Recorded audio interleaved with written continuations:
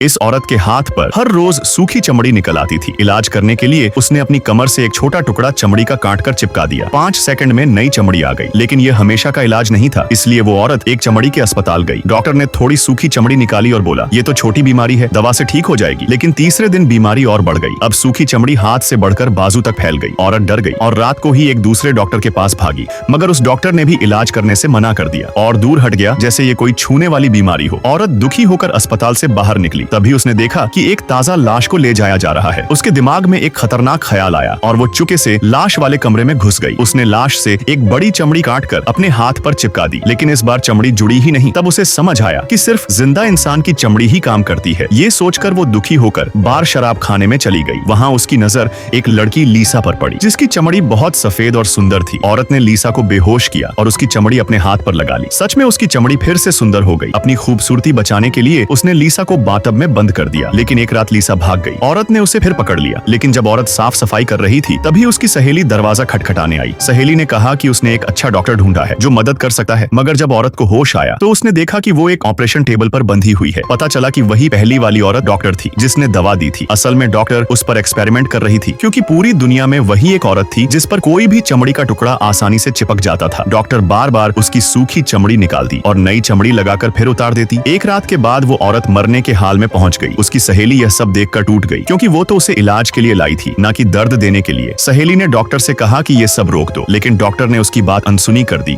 और उसे भी जबरदस्ती इंजेक्शन लगा दिया। तभी औरत थोड़ी सी होश में आई। उसने हिम्मत जुटाई और पास पड़ी ट्रे से डॉक्टर को जोर से मारकर बेहोश कर दिया। फिर अपनी सहेली का हाथ पकड़कर दोनों जल्दी से अस्पताल से बाहर भाग गईं। कुछ दिन तक सब ठीक रहा, लेकिन उस औरत के मन की बेचैनी खत्म नहीं हुई। फिर एक दिन उसने 2 सुंदर लड़कियों को देखा और उसके दिल में वही खतरनाक ख्याल दोबारा लौट आया। उसकी सहेली को आखिरकार समझ आ गया कि अब वो औरत पूरी तरह पागल हो चुकी है। अगर अब इसे नहीं रोका तो ये और भी लोगों को मार डालेगी। इसलिए उसने बंदूक निकाली और उसे गोली मार दी। लेकिन सहेली की यही सबसे बड़ी गलती थी, क्योंकि वो औरत कोई मामूली औरत नहीं थी। आगे की स्टोरी और भी ज्यादा इंटरेस्टिंग है। कमेंट करो, पार्ट 2 वीडियो मिल जाएगी।